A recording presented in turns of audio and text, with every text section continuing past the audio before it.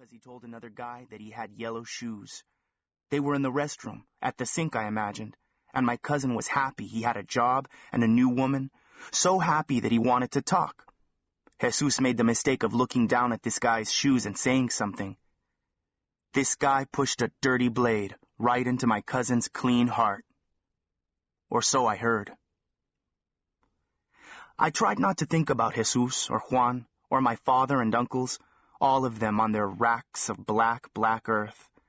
But on those days when I saw the mortuary students huddled together, I couldn't help but think of them. I shook off those images and opened the door to my apartment. Roses flowered near the living room window, sweetening the entrance.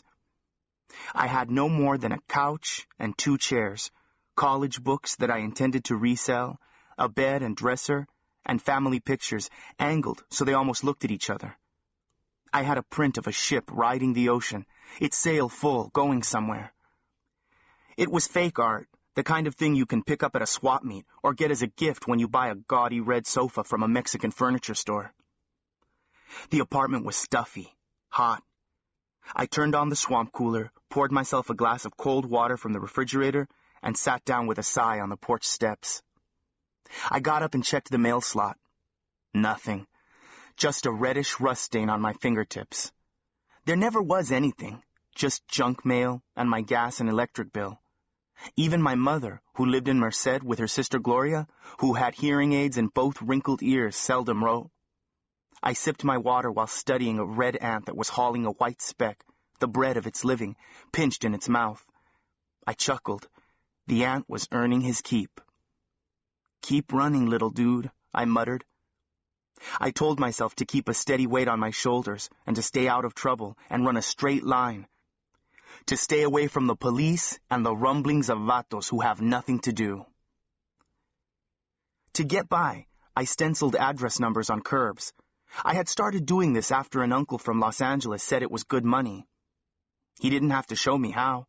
I bought spray cans of black and white paint and stencils, and usually worked the north part of Fresno, where there seemed to be more money.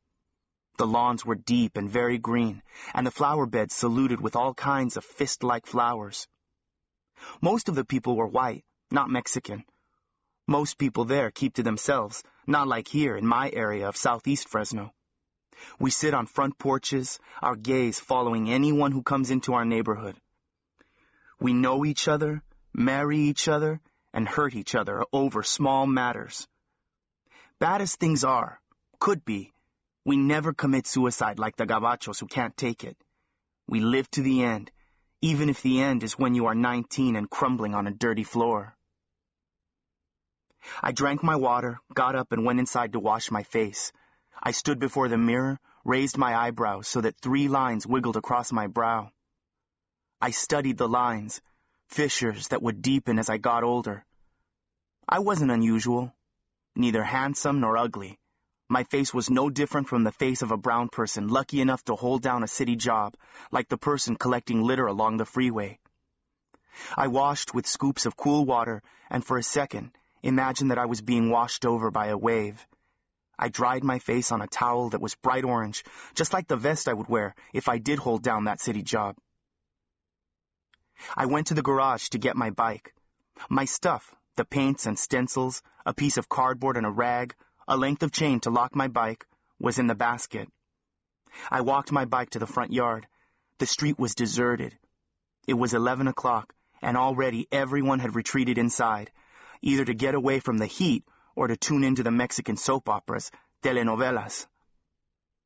I straddled my bike and sat on the seat, not wanting to go. But I forced myself, pushed on the pedal, because, like that red ant, I had to come home with my own crumbs. I rode the length of the driveway and into the street. The neighbor's dog, a German shepherd with a burnt black nose, eyed me behind his milkish cataracts. He didn't bark. He just followed me with his eyes, as if I were up to something interesting. But the business of painting curbs is just a matter of ringing doorbells and humbling yourself by asking the owner, old man or old lady, if they'd like you to put some numbers down. It's not high math, since the same numbers are used over and over. It's an easy job, the kind that shouldn't really exist. I mean, whoever gets so lost that he can't find his house. Even drunk, we stumble on home. I didn't get far, just about a block, when I heard my name. Eddie! I glanced over my shoulder, slowing but not stopping, because if you stopped and it was your enemy, your life could spill like soda right on the black asphalt, spill before you could touch your wound. I never ran with gangs, never kicked it with weasel-necked vatos locos, but you had to be careful, quick as a rabbit. Once a dude pointed you out in a 7-Eleven parking lot or some filthy gas station, there was no mercy, no time to explain that you were a father or a good son or an altar boy with combed hair. But it was Lupe, a guy from high school, another one of Jesus's friends, a homie who used to do glue and paint with my cousin in junior high. They used to trip together. I saw them, their mouths gold and their tongues red. They were just tripping, using up their time on earth. "What's up?" I called. My chest heaved like a frog, and the skulls of my knuckles popped through my skin as I gripped the handlebars. That's how tight I was. Lupe always brought trouble, or he was asking favors, mostly money. If you didn't have coins on you, he would hit you up for the sunflower seeds in your pocket. Lupe crossed the street, looking both ways, but not for traffic.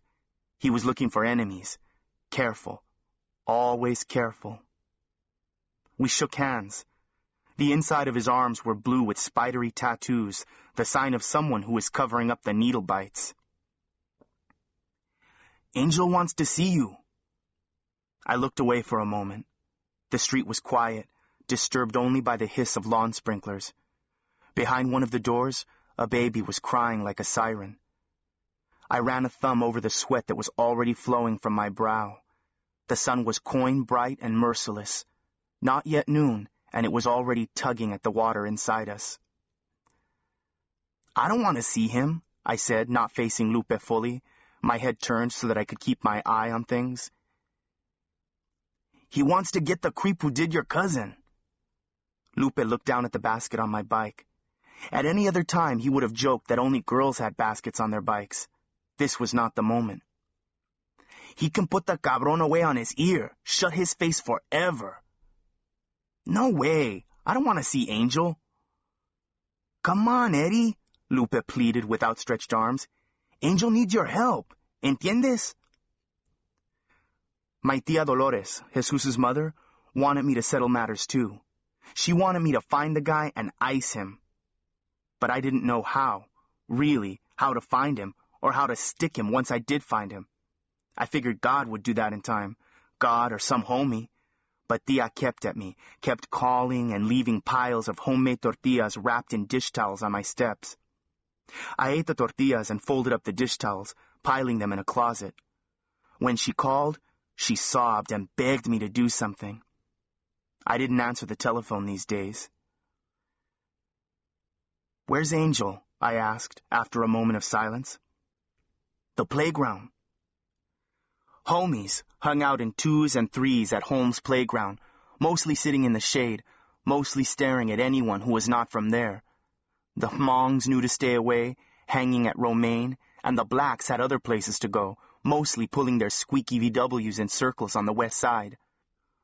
Most whites didn't even consider coming by, or if they did, they were so Mexican in manner and dress that they were like us. The other whites, the ones who looked like they were models for Kmart shirts and Bermudas, they came at night to play baseball on our first-class diamonds. That's when the refs showed up, and the cops with their helmets blue as heaven. "That's my message, Holmes. I ain't involved, really." Lupe told me to be cool and left in a light jog, pulling up his khakis as he skipped up over a curb. I watched him disappear into an alley. I thought that one day, maybe soon, he would enter that alley and never come out. Just disappear in the vapors of another hot and vicious day.